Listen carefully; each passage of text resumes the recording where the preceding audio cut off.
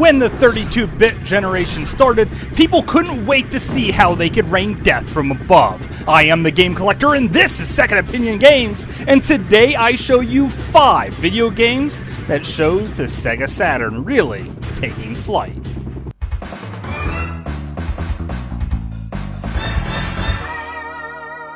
Second Opinion Games. The first game I want to talk about is Blackfire, a Sega Saturn exclusive. The GameFAQs rating was 2.38 out of 5, so a lot of people really didn't like this game, and that's probably because the controls really are overly complicated, because this is a sim game. Now you can use the mission stick, which presumably would make it control far better. However, I don't have one of these rare controllers for your Sega Saturn, so I'm going to have to take the people's word for it that use it.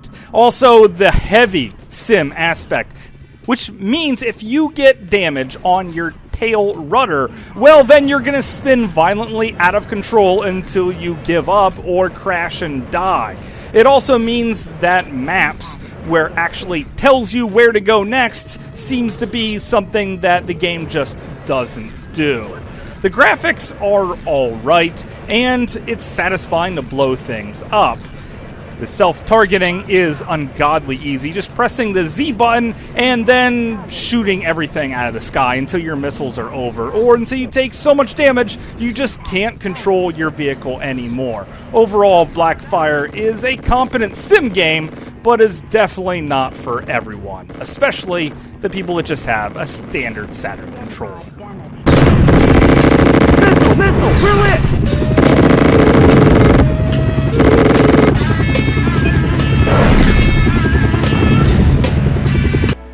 Black Dawn is a more arcade-style feel. It's also available on the PlayStation 1, and it has a user rating of 3.23 out of 5, meaning that most people feel that this game is rather average or slightly above average. I think this makes it one of the most underrated games on the Sega Saturn, because I have had a blast playing it. If you look at the game, I'm playing this on easy, and there is tons of enemies on screen at once. Very little pop-in, and shooting them down is extremely satisfying. There's some hard 90s rock and roll in the background, and missions update as you play through huge environments. You could be saving hostages 1 second and blowing up howitzers the next.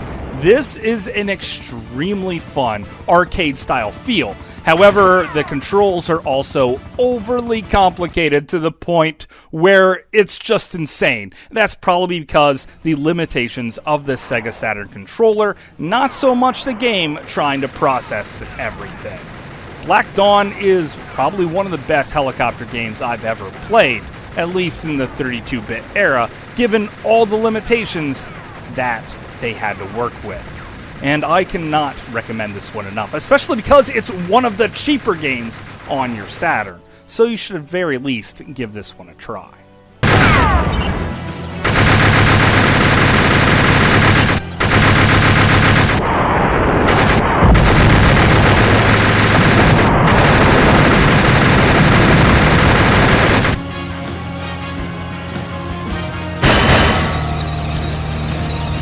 I need a medic! I need a medic! Yeah! Go, go, go! I need a medic! I'm in! Thunderstrike, or Thunderstrike 2, as people know it on the PlayStation 1, was designed and developed by Core, which is a very competent studio, which made pretty good games on the Sega CD. So I was immediately hyped. And then I saw it was produced by US Gold, so I kind of just wanted to throw the game in the trash can.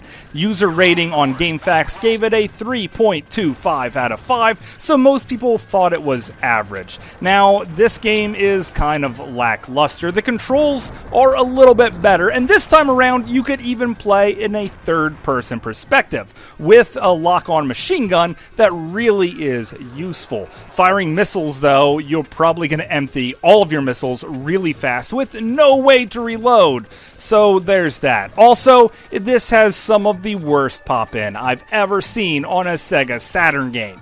Yes, out of the whole Sega Saturn system, the pop-in here is atrocious, and unrelenting. So shooting things down might seem like a breeze until they get slightly too far away from you, and then you can't hit crap.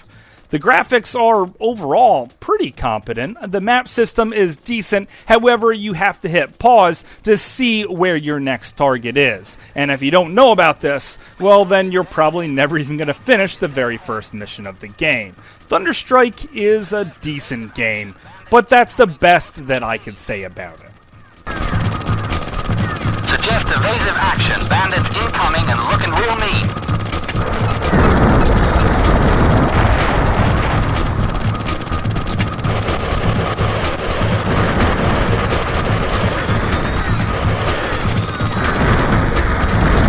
Shifting gears a little bit to the airplane side, we have wing arms, which GameFAQs.com gave it a 3.37 out of 5, making it slightly above average. And this is a Sega Saturn exclusive, and not a sim game whatsoever. Matter of fact, this is full-on arcadey with arcade-style dogfights and mowing down different airplanes left and right. Also, it means you don't have heat-seeking missiles that can lock onto your targets. And also, occasionally, airplanes will sort of lock onto you and follow really close by as they shoot you down. Now, if this looks a little bit familiar, well, this is the predecessor to the Dreamcast game Propeller Arena, which I did a full review on, so I recommend at the end of this video just watching that. And you know what? It really shows. The quality here is top notch. And you don't just have missions where you mow down airplanes, you also have huge bases to take on too. The graphics here look beautiful, the pop-in is really not that bad, the controls are perfect, and the sound effects are terrific. You also get your mission briefings by Captain Gordon, who is this polygonal mess that is cross-eyed, and I'm pretty sure that's not how mouths actually work. Now, the dogfighting is pretty solid. The machine guns sound really good, and you could still do Aerion rolls to the left and to the right to avoid your enemies when they're on your 6. So this is pretty much a great arcade shooter, and it has a lot of history behind it. And I don't just mean World War II history. I mean Sega history in general. So if you have a Saturn, you have to own this game.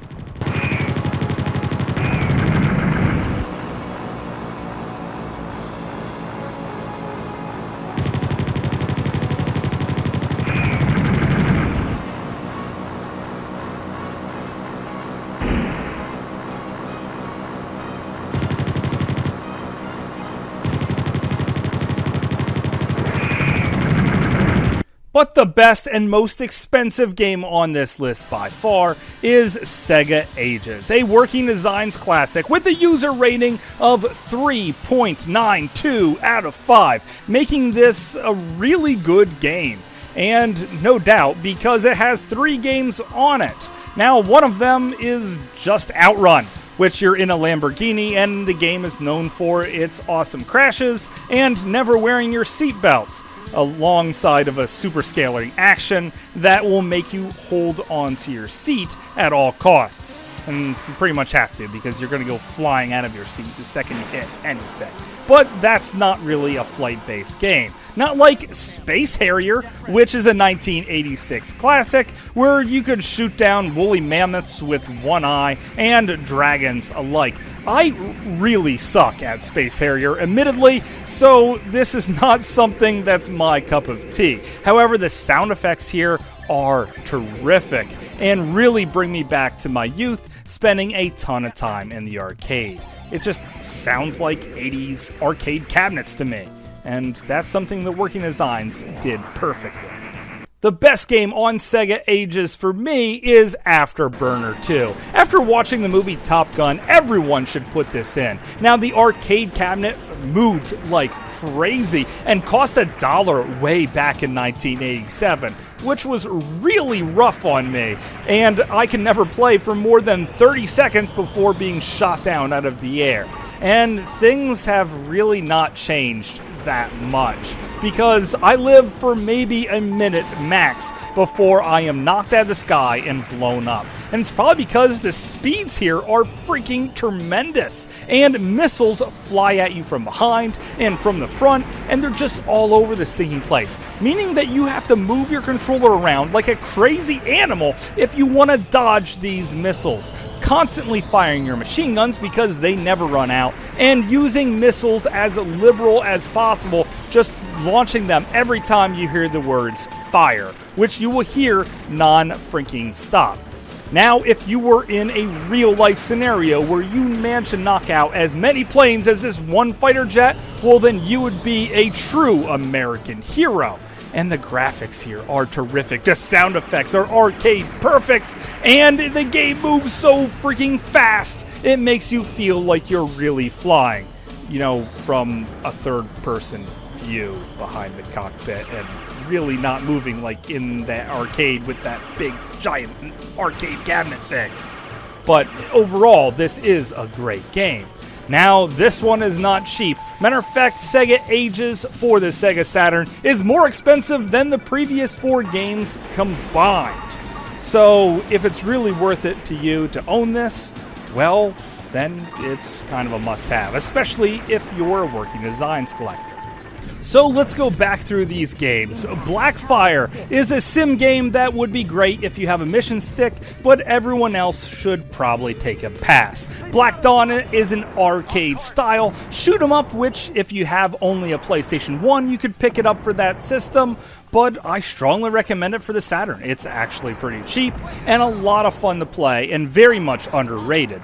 Thunderstrike or Thunderstrike 2 on the PlayStation 1 is a little complicated. The sound effects aren't as good, but it's still a very average and capable game. Winged Arms is a Sega Saturn exclusive, and everyone should own it if you happen to own a Sega Saturn, and it has a lot of Sega history behind it, and especially if you really like Propeller Arena on the Dreamcast, you'll fit right in with this one. And Sega Ages is a must-have, and it used to be dirt cheap must-have, but now it costs about $100. And I could strongly recommend it for every collector out there, but I don't know if it's worth it for the common person. But I have all these games, and I got them all for a reason, because collecting for the Sega Saturn is a lot of fun, and I love playing some flight games. But that's just my opinion. Thanks for watching.